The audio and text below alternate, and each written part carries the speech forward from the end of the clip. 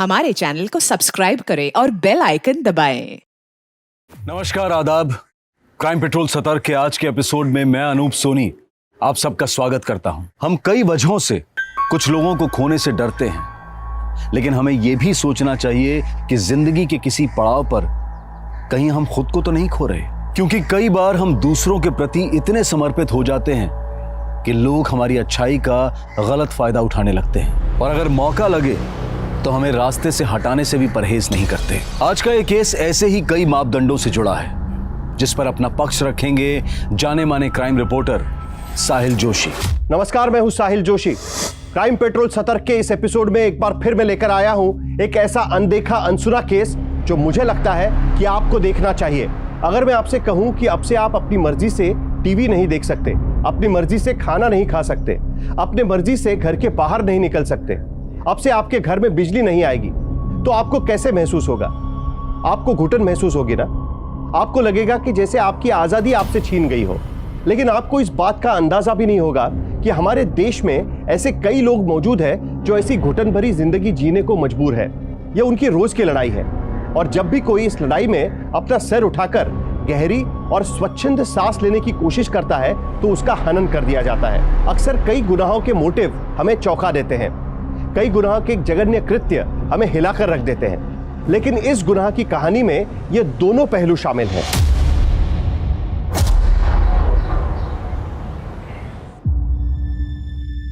भेदभाव से भरी इस दुनिया में मैं जब भी अपने बाबा की तस्वीर देखती तो मुझे लगता जिंदगी एक बहुत लंबी लड़ाई है और हमें इससे कदम कदम पे लड़ना है। लेकिन मैं जब भी अपने घर से निकलती हूँ तो यही ख्याल आता है कि ये लड़ाई अपनी जगह है, पर अपने परिवार की जिम्मेदारी उठाने के लिए मुझे अपने हालातों से समझौता करना ही पड़ेगा।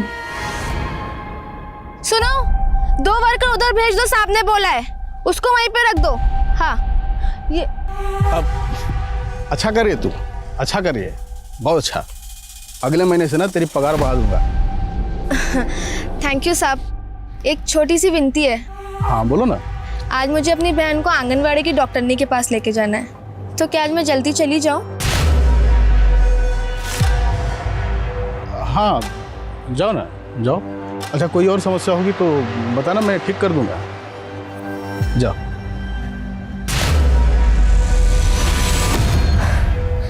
ऐसा लगता है सुगंधा, पहले पति ने मुझे पिंजरे में कैद कर लिया था और अब इस बच्चे ने तो मेरे पर ही काट लिए। इतना नेगेटिव क्यों सोचते हो दीदी? और माँ बनने का एहसास तो हर मुसीबत से लड़ने की ताकत देता है। तो ऐसे कह रही है जैसे तो कई बच्चे को जन्म दे चुकी है। मेरा बस चलता तो इस बच्चे को कब का गिरवा चुकी थी। बस दीदी, 7वां महीना है आपका और आप अभी बच्चा गिराने की सोच रही हो। चुपचाप डॉक्टरनी के पास चलो और जैसी केयर वो बोलती है आपको वैसी केयर करनी है, समझे आप? ठीक है।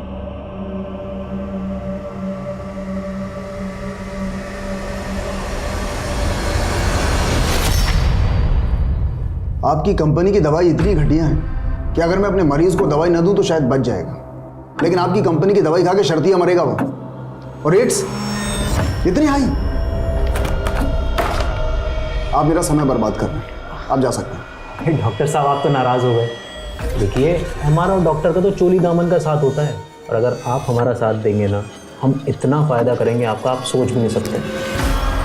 और मैं तो कहता हूँ आपका क्लिनिक रिनोवेट करवा देते हैं, एकदम मॉडर्न स्टाइल का। अच्छा, और क्या कर सकते हैं आप? अरे जो आप कहते हैं डॉक्टर साहब। और देखिए, साथ मिलकर खाने पीने से सेहत और दिमाग दोनों बढ़िया रहती हैं।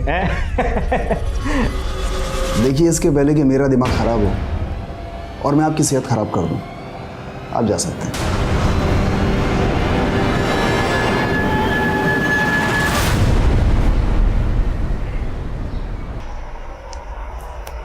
अनीता दी, मैंने अखबार में एक संदेश पढ़ा था। इस भेदभाव से भरी दुनिया में हम बच्चों को यही सोच के लाते हैं कि जिंदगी देने वाला भगवान जिंदगी लेने वाले से बड़ा होता है। मान ली तेरी बात, तभी तो ये सब कुछ कर रही हो ना। ये तो बहुत अच्छा कर रही हो आप। ओहो, बंद कर अपना ये ज्ञान संदेश। मैं समझ गई, इस बच्चे को तो जन्म देना ही पड़ेगा, लेकिन इसके बाद में मैं जितेंद्र से तलाक जरूर लूंगी। ये कैसी बात कर रही है अनीता? बिन पति के तेरे और तेरे बच्चे का गुजर बसर कैसे चलेगा? हाँ, ये तो आपको मेरी शादी कराने से पहले सोचना चाहिए था ना माँ। इस शादी ने मेरी जिंदगी पे लंबा विराम लगा दिया है। बेटा सब अच्छा हो जाएगा, अच्छी बात ही सोचा कर। अरे दामाद जी, आइए आइए दामाद जी आइए, हम आपके बारे में बात कर रहे थे, आइए ना बैठिए। कोस ही रहे होंगे। अरे नहीं नहीं दामाद जी, थोड़ी करोगे। बैठिए।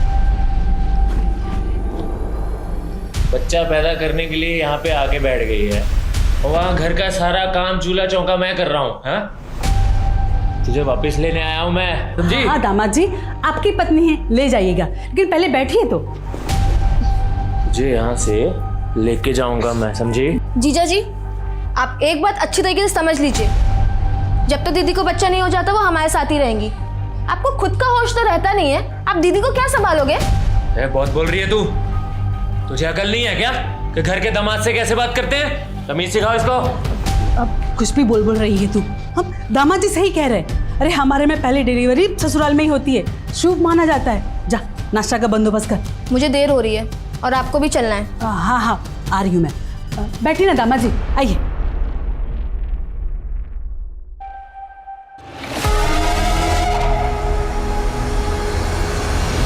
अरे कितनी देर में गाड़ी लेके आ रहे हो? मैंने कहा था ना कि 10 मिनट में आ जाना। मैं क्लिनिक के बाहर ही हूँ। हाँ ठीक है, आ जाओ।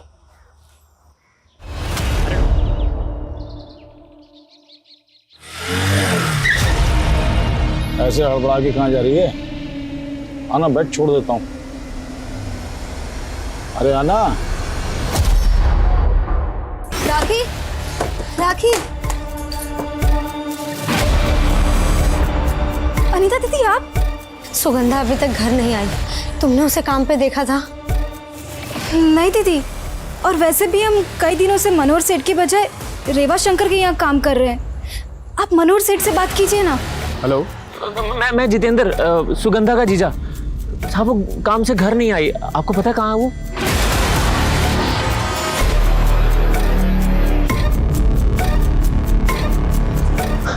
कुछ पता चला? तुम्हें? मेरा दिल बहुत घबरा रहा है। अभी तो सुबह भी होने आई, पता नहीं सुगंधा किस हाल में होगी। माँ, मुझे लगता है कि हमें पुलिस में रिपोर्ट लिखवानी चाहिए।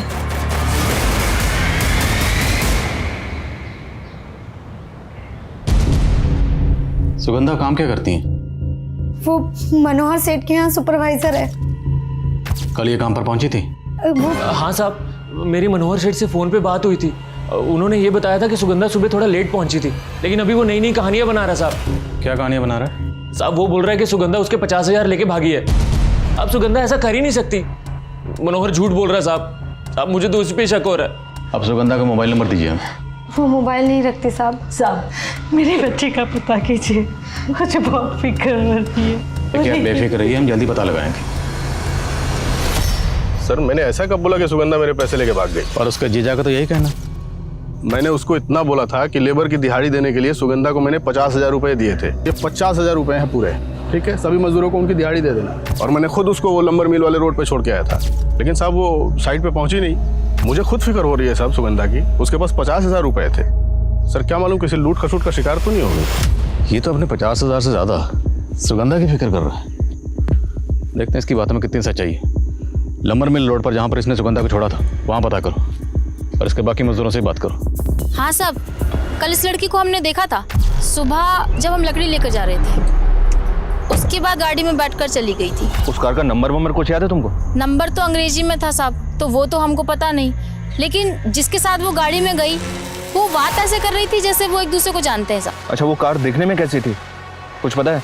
हाँ साहब, काले रंग की थी। ये ऐसी कार थी क्या? नहीं साहब। हाँ साहब, ऐसी गाड़ी थी।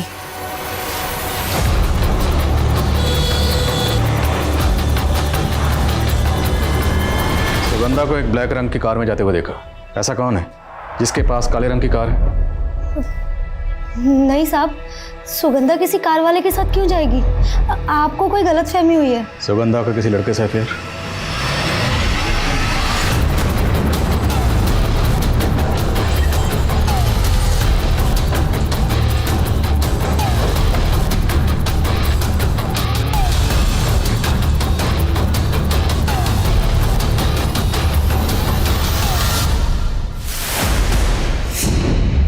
सर सुगंधा सिर्फ मेरी एक अच्छी दोस्त है, मेरा कोई अफेयर नहीं चल रहा उसके साथ। तब तो तुम्हें पता ही होगा कि तुम्हारी अच्छी दोस्त काफ़ी दिनों से गायब है। हाँ सर, मैं खुद शौक हूँ सर, वो अचानक से ऐसे कहाँ गायब हो गई। अच्छा ये बताओ, बात सिर्फ दोस्ती तक थी या कहानी आगे बढ़ गई थी? अब सर कहानी तो गांव वाले बना रहे हमारे रिश्ते को लेकर। आप तो जानते सर गांव में कोई साधन है नहीं। अब सुगंधा मुझे कभी दिख गई घर जाते हुए अकेले तो मैंने उसे लिफ्ट दे दी बस। तो तुम सुगंधा को लिफ्ट देते थे, कभी बाइक से, कभी कार से और कभी काली का। एक मिनट सर। हेलो,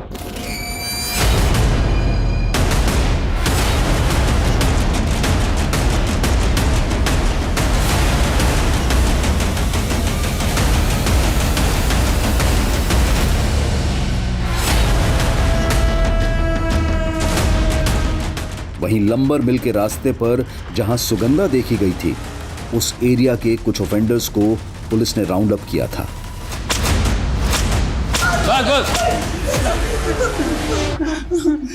कहाँ रखा उस लड़की को? हाँ, तुम दोनों ने उस लड़की के साथ क्या किया? बोलो। साहब माना कि हम लोग छोटी मोटी चोरी चकारी करते हैं साहब, लेकिन किसी लड़की के साथ नहीं साहब। इसका मतलब तुम दोनों ऐसे मुंह नहीं खोलोगे?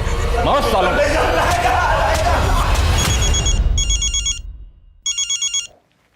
हेलो हेलो, कौन? सुगंधा? सुगंधा बेटा तुम हो ना? बेटा कहाँ हो तुम? तुम्हारी बेटी सुगंधा जिंदा है। तुम कौन हो? एक बार सुगंधा से बात करवा दो, एक बार। जल्दी आके मिलेगी तुमसे। और हाँ, उसकी गुमशुदगी की रिपोर्ट वापस ले लो।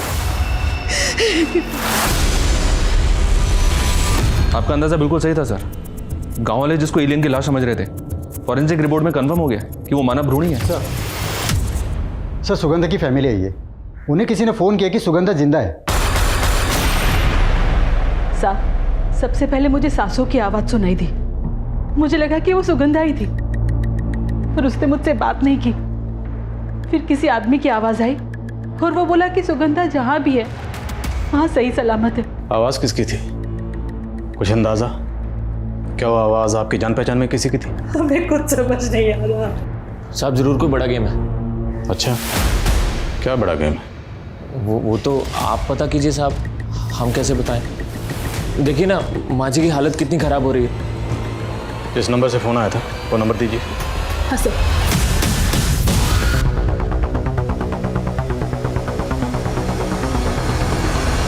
फाइल को डीसी साहब के ऑफिस में भिजवा। सर सुगंधा की माँ को जिस नंबर से कॉल किया गया था, ये नंबर हैदराबाद में एक फेक आईडी से लिया गया था, लेकिन सर लास्ट कॉल के वक्त ये नंबर यहाँ बीरा राजस्थान में एक्टिव था। वो सिम जिस मोबाइल इंस्ट्रूमेंट में इस्तेमाल हुआ उसका IMEI नंबर ट्रेस करो। क्या सर? अब आपके कॉल रिकॉर्ड्स का क्या हुआ? आने वाले हैं सर। हाँ पर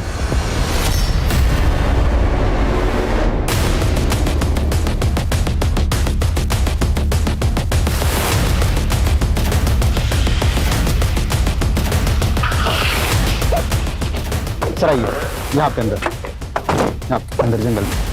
हटिए पीछे, हटिए हटिए पीछे पीछे हटिए, चलिए आइए सर। सर गांव वालों ने बताया इस एरिया में रात को बहुत सारे कुत्ते भौंक रहे थे। मेरे ख्याल से कुत्ते ने बदबू सूंघ के ये ज़मीन कुरेद दी। ये देखिए सर। कि लड़की 3-4 महीने की प्रेग्नेंट थी और फैमिली ने कुछ नहीं कहा। वो हमें सड़क किनारे ह्यूमन फीटस मिला था और यहाँ सुगंधा का पेट फाड़कर मैंने क्रॉस चेक किया सर, वो फीटस सुगंधा का ही था। पोस्टमार्टम रिपोर्ट में रेपिस्ट के DNA का कोई जिक्र नहीं। सर बॉडी 3-4 दिन तक जमीन के नीचे दबी हुई थी, इसलिए DNA डिस्ट्रॉय हो गए होंगे, लेकिन डॉक्टर्स कोशिश कर रहे हैं शायद उन्हें सुगंधा की बॉडी पे रेपिस्ट के बाल या ऐसा ही कुछ मिले। वैभव के DNA को फीटस के DNA से मैच करवा के देखो। जितने भी सर्कमस्टेंशियल एविडेंस है सबकी इंफॉर्मेशन निकलवाओ। काफी चीखी होगी, चिल्लाई होगी, लेकिन उसकी चीख कोई ऐसे इंसान तक नहीं पहुंच पाई जो उसे बचा सकता था। महिलाओं के खिलाफ होने वाले अपराध से जुड़े कानून में इतने बदलाव और सख्ती के बावजूद कोई इतनी हैवानियत करके ये सोच सके कि वो बच जाएगा, तो ये हमारी कानून व्यवस्था के चेहरे पर एक जोरदार तमाचा है।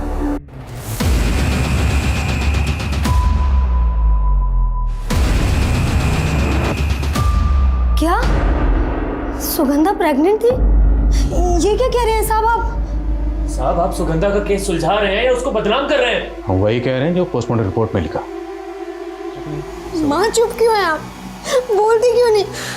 डरिए मत, बताइए। कुलदीप सिसोदिया कौन है ये? दूसरी जाति का रईस है साहब। तो तब आपने पुलिस रिपोर्ट लिखवाई थी? कोशिश की थी साहब।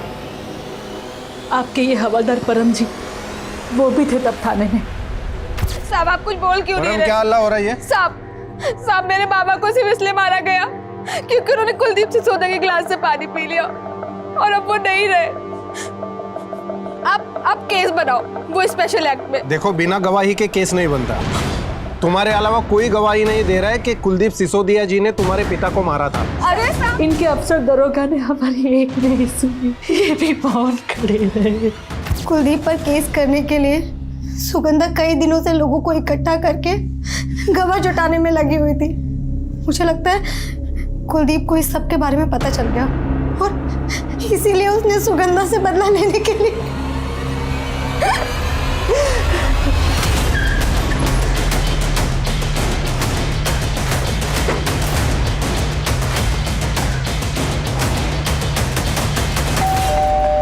उन्होंने कह दिया और आपने भरोसा कर लिया। आपको पता भी है सुगंधा का बाप मोतीलाल था कौन? एक नंबर का चोर था वो। मेरी साइड से बिल्डिंग मटेरियल चुराता था वो। अब इस बात को लेकर मेरे कुछ आदमी और उसमें झगड़ा हो गया और ये मारपीट तो हुई नहीं और वो मुझ पर संगीन आरोप लगा रही है। हमें इतना अंदाजा तो है कि सुगंधा के पिता के साथ क्या नाइंसाफी हुई होगी, और ये भी अंदाजा है कि आपके कितने गोरख धंधे चल रहे हैं। बिना सबूत के बहुत कुछ कहते जा रहे हैं आप। सबूत भी ले आएंगे। फिलहाल इतना तो पता चल गया है कि जिस लंबर मिल रोड से सुगंधा गायब हुई थी उसी के पास तुम्हारी ज़मीन है। तो हो सकता है सुगंधा को उस काली कार में फुसलाकर आपने बिठाया और गायब कर दिया। अरे हम क्यों फुसलाएंगे उसको? अरे क्या आप काली कार कर रहे हैं? मेरे पास ऐसी कोई काली कार है ही नहीं। कोई ठोस सबूत होना मेरे खिलाफ तो आना। अंधेरे में तीर चलाने से कुछ नहीं होगा। पता लगाओ इसके पास, इसकी जान पहचान में किसके पास सेम मॉडल की काले रंग की कार है। और जिस दिन सुगंधा का मर्डर हुआ उस दिन इसकी एक एक एक्टिविटी चेक करो। ओके साहब।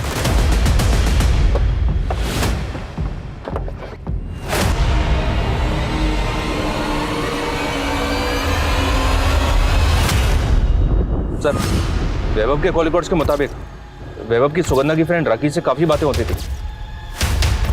तो क्या ये वैभव सुगंधा और राखी दोनों के साथ टू टाइमिंग कर रहा था क्या? हो सकता है कि सुगंधा को वैभव और राखी के बारे में पता चल गया हो और वैभव ने सुगंधा को। फिर आप इस राखी से मिलना पड़ेगा।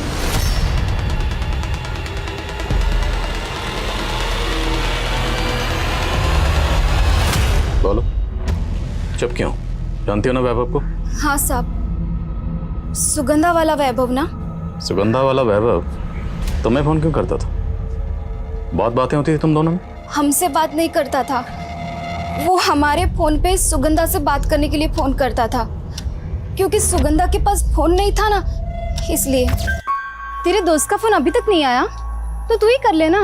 नहीं यार, तेरे पैसे कट जाएंगे। वैसे भी वो 8:15 को कॉल करता है। 15 सेकंड अभी भी बाकी है। अरे इसमें क्या हो गया, कर।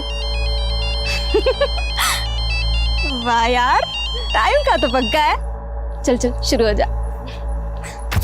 अच्छा, ये वैभव तो कह रहा है कि सुगंधा और वो सिर्फ दोस्त थे।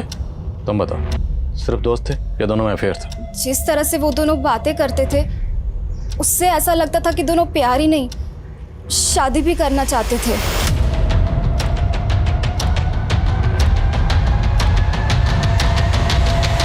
सर, एक इंफॉर्मेशन मिली है। वैभव के पास 2 कार है। उसमें से एक कार उसी मॉडल की है जिसमें सुगंधा को बैठते हुए देखा गया था। हाँ सर, 2 कार्स हैं मेरे पास, पर मैंने कभी सुगंधा को उसमें लिफ्ट नहीं दी। और तूने सुगंधा को प्रेग्नेंट भी नहीं किया? नहीं सर। तुम्हें पता है ना कि तुम्हारा डीएनए सैंपल क्यों लिया गया? पता है ना, बाद में अगर मुझे पता चला कि तुमने झूठ बोला था या कुछ छुपाया था तो बेटा बहुत तकलीफ होगी।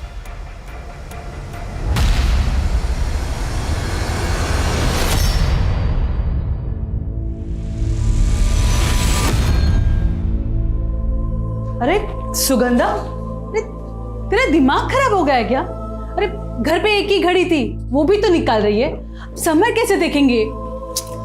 क्योंकि माँ अब इस घड़ी का टाइम खत्म और हमारा टाइम शुरू हो गया। मेरी नौकरी लग गई है और देखना, धीरे धीरे हम सारी चीजें नहीं ले लेंगे और फिर हमें किसी चीज की जरूरत नहीं पड़ेगी।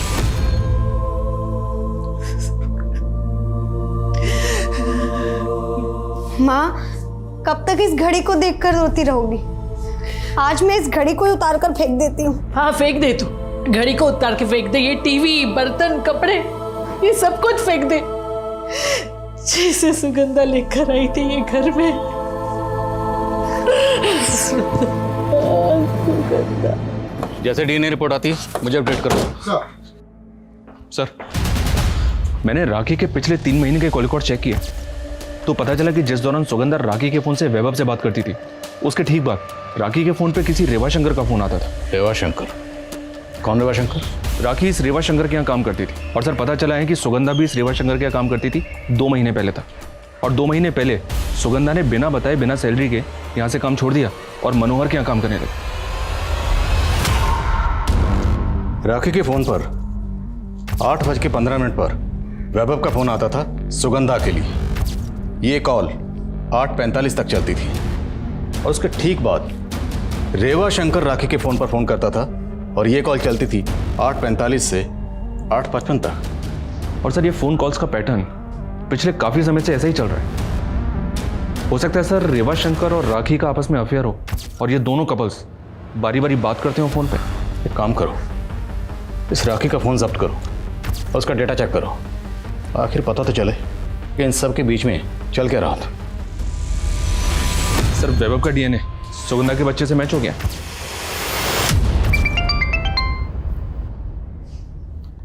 हाँ परम बोलो।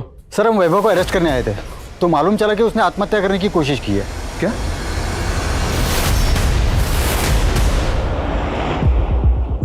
हमें अभी अभी ब्रेकिंग न्यूज मिली है कि बेरा रेप और हत्याकांड केस के अहम पात्र वैभव ने आत्महत्या करने की कोशिश की है। जानकारी यह भी मिली है कि उसकी हालत गंभीर बताई जा रही है। हो सकता है कि उसका बच पाना भी मुश्किल हो। यह इस केस में एक जबरदस्त घुमाव है। क्या वैभव ने यह कदम अपनी तथाकथित गर्लफ्रेंड के खो देने के सदमे में उठाया या फिर वो कुछ ऐसा जानता है जो उसके जान पर बनाई? आइए यहाँ पर। सर हमने वैभव के घर में सब जगह चेक किया लेकिन कहीं पे भी कोई सुसाइड नोट नहीं मिली।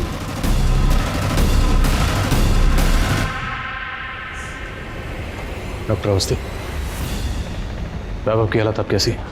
सर उसने काफ़ी ज़्यादा मात्रा में पॉइजन इनहेल किया था। हालांकि हमने सारा पॉइजन तो फ्लश आउट कर दिया पर यह बताना बहुत मुश्किल है कि वो कब तक नॉर्मल हो पाएगा। वैभव की हालत नाजुक है। अब ये पता नहीं उसने गिल्ट में पॉइजन लिया है या कोई और बात है। सर अभी एफएसएल ऑफिसर से बात की मैंने। अफ्रीका की रस्सी? यहाँ सर, ये एक स्पेशल टाइप की रस्सी है। और अफ्रीका के तंजानिया की रस्सी यहाँ कैसे आई?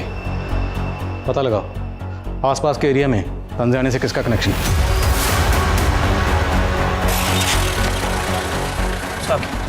आपने फारूक और आकाश की इंफॉर्मेशन निकालने के लिए कहा था। फारूक के बारे में एक सॉलिड इंफॉर्मेशन मिली है।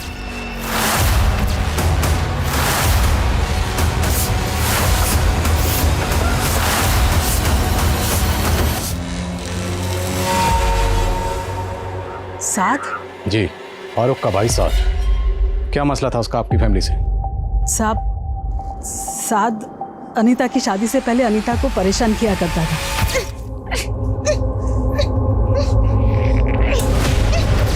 हमें सच में नहीं पता था कि ये सब में वो मर जाएगा साहब। हाँ साहब, साद को जब हम लोग लाए थे तो वो मर चुका था। तो उस वक्त पुलिस रिपोर्ट क्यों की? सब लोग बोल रहे थे कि उसने सुगंधा की बहन का रेप करने की कोशिश की थी, इसलिए हमारी बिरादरी में भी हमारा किसी ने साथ नहीं दिया। यहाँ तक कि कब्रिस्तान में दफन तक नहीं करने दिया साहब। उसको तो मैंने खुद अपने खेत में दफना है। तो इसलिए तुम पुलिस रिपोर्ट नहीं कर पाए। पर फिर भी तुम्हें अपने भाई साद की मौत का दुख तो होगा, बदला भी लेना चाहते होगे। और तुमने अपने भाई की मौत का बदला लिया अनीता की बहन सुगंधा से। तुमने उसका रेप किया और फिर उसका मर्डर किया और उसके बाद साहब माना कि हम लोग छोटी मोटी चोरी चकारी करते हैं साहब, लेकिन किसी का रेप नहीं कर सकते साहब। साहब यकीन करो साहब। सर वैभव को होश आ गया। सर मैं जानता था सुगंधा के पेट पे मेरा बच्चा है, इसलिए तुम सुगंधा के साथ खेल खेल रहे थे। तुम्हें लगा कि सुगंधा तुम्हारे खिलाफ कोई एक्शन ना ले, इसलिए उससे पहले ही तूने सुगंधा नहीं सर, मैंने सुगंधा को कोई धोखा नहीं दिया सर। हम दोनों एक दूसरे से बहुत प्यार करते थे। यार तुम इतना डरती क्यों? हम दोनों प्यार करते एक दूसरे से, और मैं चाहता हूँ कि तुम अपनी मम्मी के पास जाओ और हमारे रिश्ते के बारे में सब सच बता दो। वैभव, मैं माँ को बताने के लिए बता दूँ, लेकिन तुम्हारे परिवार वाले बहुत ऊंचे हैं। तुम जानती हो अच्छे से मुझे नहीं फर्क पड़ता ये जात पात ऊंच नीच का। देखो मैं बस इतना चाहता हूँ कि हम दोनों शादी करें। हम दोनों एक दूसरे के काफी क्लोज आ गए। फिर एक दिन पता चला कि वो प्रेग्नेंट। सुगंधा तुम डरो मत, मैं हूं ना तुम्हारे साथ। मैं ख्याल रखूंगा तुम्हारा और हमारे बच्चे का। तुम अगर इतने ही सच्चे हो तो तुमने हमसे झूठ क्यों बोला? मैं डर गया था सर। सुगंधा से बहुत प्यार करता था, उसके बिना जी नहीं सकता, इसलिए मैंने सोचा मरने की सर। मगर तुम बच गए। अभी भी क्या पता सच बोले या झूठ बोले। हो सकता है इस बार भी झूठ बोले और ये कोई ड्रामा कर रहे हो। सर मैं कोई ड्रामा नहीं कर रहा सर, सच में सुगंधा से बहुत प्यार करता था। मैंने नहीं मारा उसको सर। राखी के फोन का डेटा रिकवर किया, उसके फोन के मैसेजिंग ऐप में एक वीडियो मिला जो उसने डिलीट कर दिया था। प्ले करो सर।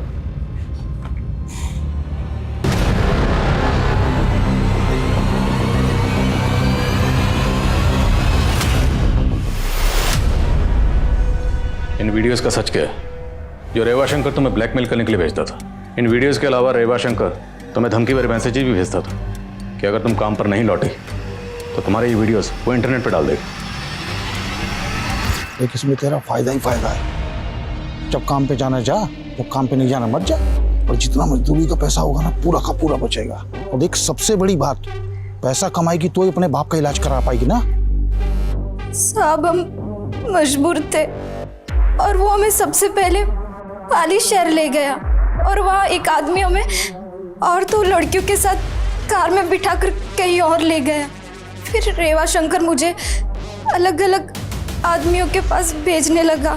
क्या रेवा शंकर तुम्हारी तरह सुगंधा को भी इस धंधे में आने के लिए मजबूर कर रहा था? रेवा शंकर अच्छे से जानता था कि सुगंधा इस धंधे के लिए नहीं मानेगी, तो उसने मुझे मना किया था सुगंधा को कुछ भी बताने से।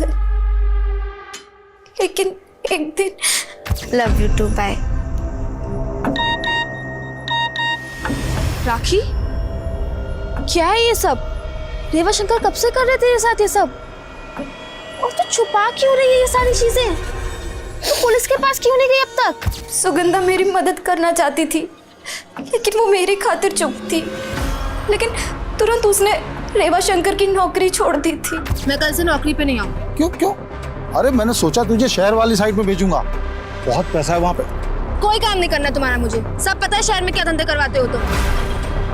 सर उसके बाद से रेवा शंकर सुगंधा पे खुंदक खाए बैठा था, लेकिन सब मुझे नहीं पता कि सुगंधा के साथ ये सब किसने किया। सर ये रेवा शंकर गायब है, उसके घर पे ताला लगा हुआ है। और पुलिस रेवा शंकर द्वारा चलाए जाने वाले सेक्स रैकेट का पर्दाफाश करते हुए कई पिम्प्स को अरेस्ट कर रही थी। लेकिन सवाल यह है कि क्या रेवा शंकर की तलाश सुगंधा रेप और मर्डर केस को कोई लीड दे पाएगी, क्योंकि इस केस में कई एंगल्स अब भी ओपन थे। दरअसल बेरा का एक बिजनेसमैन है शैलेंद्र तोमर, जो भी पाली में रहता है। उसका अफ्रीका में होटल बिजनेस है, इंपोर्ट एक्सपोर्ट का भी काम करता है। और सर बेरा गांव के कुछ लड़कों को इसने जॉब के लिए अफ्रीका भी भेजा है। मिलो जरा इससे। अरे शैलेंद्र तोमर ने आज तक कभी कोई कच्ची डील नहीं की। हाँ चाहे वो लड़के हो या लड़कियां, लेकिन जरा ध्यान रहे ऐसे होने चाहिए जो जिंदगी भर अफ्रीका में रहने के लिए राजी हों। अरे साहब आप आओ साहब, पधारो पधारो, बैठिए। अरे राजाराम साहब के लिए चाय लेके आना, मेरी वाली। साहब हमारे यहाँ की चाय बहुत फेमस है। हमने तो सुना है कि तुम भी यहाँ बहुत फेमस हो, अफ्रीका में होटल बिजनेस और साथ में इंपोर्ट एक्सपोर्ट। आप मेरी छोड़ो, आप अपनी बताओ कि आपकी क्या खातिर करूं। अफ्रीका के तंजानिया की कंपनी है ट्वाइन एंड कॉटेज, जो इस तरह की रस्सी बनाती है।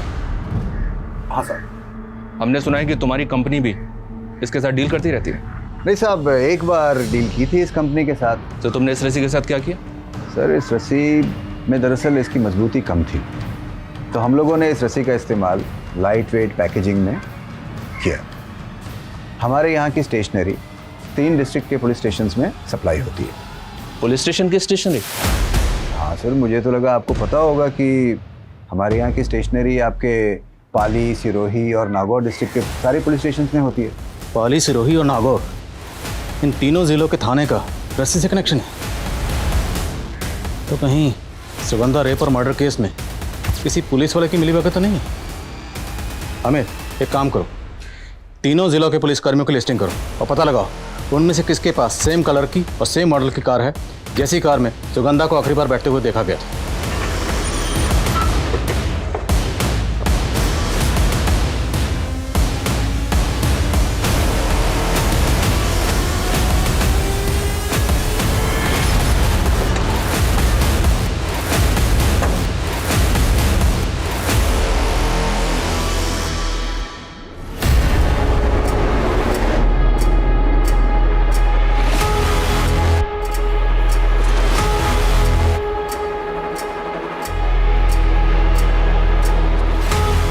सर मैं इंक्वायरी के लिए आया हुआ था, तो मुझे इसमें कुछ नाम मिले थे।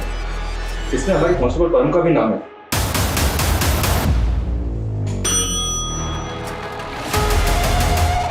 सर, आपने मुझे बुलाया? अच्छा परम, पंडित तुम चलो। कुलदीप सिसोदिया को बचाने के लिए क्या तुमने प्रेम सोलंकी का साथ दिया था? सर मैं समझा नहीं, आप कहना क्या चाहते हैं? जो पूछ रहा हूँ उसका जवाब। क्या तुमने प्रेम सोलंकी का साथ दिया था? नहीं सर। रणदीप गुजर कौन है? मेरा कजिन भाई। उसके पास किस रंग की कार है? काले रंग की। काले रंग की। और सुगंधा को आखिरी बार किस रंग की कार में बैठे हुए देखा गया था? काले रंग की। तुम्हारे कजिन के पास सेम मॉडल की काले रंग की कार है, तुमने बताया क्यों नहीं? सर आप कुछ भी कहे जा रहे हैं सर। मेरे कजिन के पास काले रंग की कार है, इसका मतलब आप मुझ पर... इसका मतलब मैं तुम पर शक कर रहा हूँ। अगर आपको लगता है कि मैंने कुछ किया है तो आप मेरे खिलाफ इंक्वायरी कीजिए। इंक्वायरी हो रही है और तुम्हारे कजिन की कार ऑलरेडी फॉरेंसिक के पास है। एक बात याद रखना, अगर मुझे पता चला कि सुगंधा को गायब करवाने में तुम्हारा जरा भी हाथ था तो मुझसे बुरा कोई नहीं होगा। अब जा सकते हो। सर, इन्फॉर्मर से रेवा शंकर का पता चल गया है। वो अपने पुश्तैनी गांव में, यहाँ से तकरीबन 40 किलोमीटर दूर। ठोस। Okay sir. मैं बता रहा हूं ना, मैंने सुगंधा के साथ कुछ नहीं किया। आप विश्वास तो कीजिए मेरा। सुगंधा को तेरे सेक्स रैकेट के बारे में सब कुछ पता चल गया था। तुझे डर था कि कहीं वो तेरा पर्दाफाश ना कर दे, इसलिए तुमने सुगंधा को मरवा दिया, है ना? वो किसी और की नफरत की शिकार हुई और खामखा आप मेरे पे समय बर्बाद कर रहे हैं अपना। ऐसे नहीं मानेगा, हड्डी पसली एक कर दो इसकी। सर, परम के कजन के अलावा सिरोही थाने की एसआई राकेश नागपाल और नागौर थाने के सब इंस्पेक्टर अमजद शेख के पास वैसे ही मॉडल की काले कलर की कार है। सेम मॉडल काली कार? जी सर। और वो अपना कांस्टेबल परम, उसके कजन की कार में फोरेंसिक को कुछ मिला? नहीं सर। और सर, जब इन दोनों के रिकॉर्ड्स मैंने चेक किए तो पता चला कि राकेश नागपाल वारदात के दौरान ड्यूटी पे था, लेकिन ये अमजद शेख 10 दिन की लीव पे था। देख अमजद, सीधा सीधा सवाल पूछूंगा, सीधा सीधा जवाब दे दे, बिना गोल गोल घुमाए। सुगंधा ने तुम्हारा क्या बिगाड़ा था? क्यों मारा उसे? सर मैं सुगंधा को क्यों मारूंगा? मेरा उसके साथ क्या लेना देना है? वारदात वाले दिन तेरी कार बेरा क्रॉसिंग के पास टोल नाका में कैप्चर हुई और साथ तेरा कजन था। ये और डिटेल दो। हाँ सर, ये सच है कि मैंने ये सब कुछ अपने भाई साथ का बदला लेने के लिए किया, लेकिन ये बदला मैंने अकेले नहीं लिया। तो और कौन शामिल था तुम्हारे साथ? बहुत नौटंकी कर ली, पर अब नौटंकी खत्म। बोलो। मैं सास से प्यार करती थी। उस रात हम लोग भागने भी वाले थे, लेकिन तभी सुगंधा ने मुझे साथ के साथ देख लिया। दीदी, कौन है ये? माँ, बाबा, सुगंधा चुप। माँ, क्या हुआ बेटा? ये सब हुआ सिर्फ उस सुगंधा की वजह से, और इस हादसे के 1 महीने के अंदर ही मेरी जिंदगी नर्क बन गई उस सुगंधा की वजह से। इसलिए मैंने भी उसको नर्क भेजने का सोच लिया। इतनी नफरत अपनी खुद की बहन से। तुम जानती थी कि वो प्रेग्नेंट थी? हाँ, मैंने उसको प्रेगनेंसी की दवा लेते हुए देख लिया था और मैं समझ गई कि ये वैभव का ही बच्चा होगा। और फिर मैंने सोचा यही सही मौका है उससे बदला लेने का। और अमजद भाई भी साथ की मौत का बदला उससे लेना चाहते थे। और फिर प्लान के अकॉर्डिंग हम लोग उस दिन सुगंधा से रास्ते पर मिले। अरे आप? और ये कौन है? ये अमजद भाई हैं, जितेंद्र के दोस्त। अचानक मेरी तबीयत बिगड़ गई तो मुझे अस्पताल लेकर जा रहे हैं। तू भी चल। ठीक हो ना? हाँ। चल।